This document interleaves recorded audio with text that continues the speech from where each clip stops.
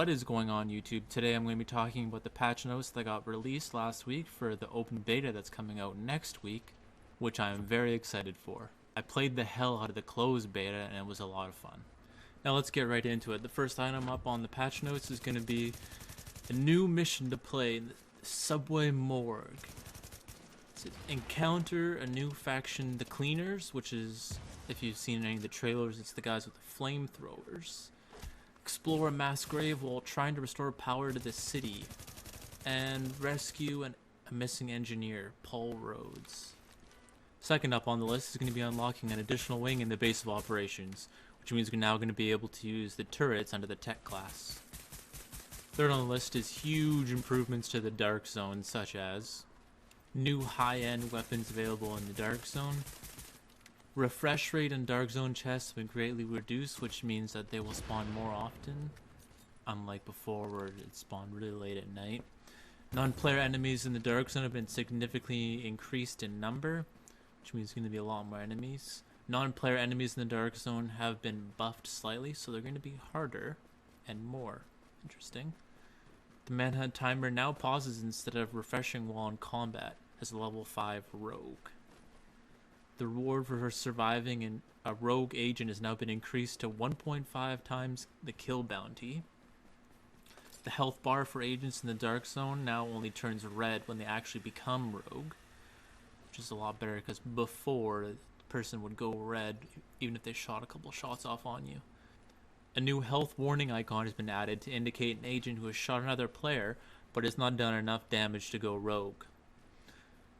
Dark Zone experience leveling curve has been adjusted slightly, which probably takes a lot more experience to level up now as it did before. It was really easy.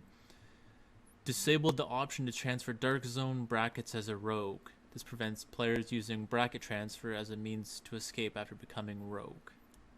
And lastly, removed some ropes that allowed players to reach areas of the game that gave them an unfair advantage. Now, if it shows up in this clip, you'll see that there was a couple areas where you could just go out of the Dark Zone and a timer would go down where after 10 seconds you would get respawned in the nearest safe house, which was an easy way to get away from players. You could just kill someone and then jump down the rope and then get away.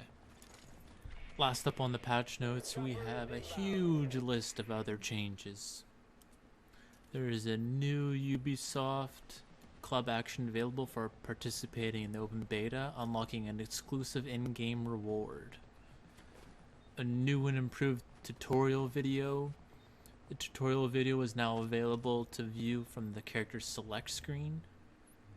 Fixed 2 bugs that allowed players to become invisible to other players, which I definitely encountered. If you're watching the video, you can see that. Fix an exploit with ballistic shield skill that allowed players to become invisible. Never encountered that during the beta though, but I'm glad they fixed that. Cheat detection and prevention additions and updates, which is good because I heard there was a lot of problem with the PC players with cheats. Fixed mismatch of status that occurred occasionally between vendor inventory and player inventory when item purchased. Adjusted player movement speed while moving with a grenade in hand. If you watch during this video, you'll see that I switched to a grenade a lot because you run a lot faster than with any other weapon. Fixed a bug that sometimes caused players' name and health bar to not be visible while in the Dark Zone. I encountered that quite a bit. I was playing with a friend. Fixed some weapon mods that resulted in incorrect stat values when equipped. Never really encountered any of those, but I'm glad those are fixed as well. Fixed some weapons that didn't appear as contaminated when obtained in the Dark Zone. Fixed a bug with the rewards claimed vendor that caused stacks of consumables to be decreased under specific circumstances. Fixed a bug with stats display not updating when browsing vendor inventories. Also fixed a bug that caused continuous vibration under very specific conditions. Fixed a very rare bug that prevented some players from being able to fire or switch their weapons. Added a mission dialogue lines in Missing Persons, Heather Lau side mission. Several environment fixes to prevent falling through world issues in specific places. multiple stability fixes, which was in parentheses 23 unique crashes fixed. Server optimizations and improvements. Players will receive less connection errors now. Multiple localization fixes and improvements. Fixed a bug where the screen would turn red after using a healing kit or respawning in certain conditions. I definitely had some of those occur. And when they did occur, they didn't go away until I had to either exit the game or get booted or something of the sort. And lastly, they have additional polish and bug fixes, which apparently is too many to mention.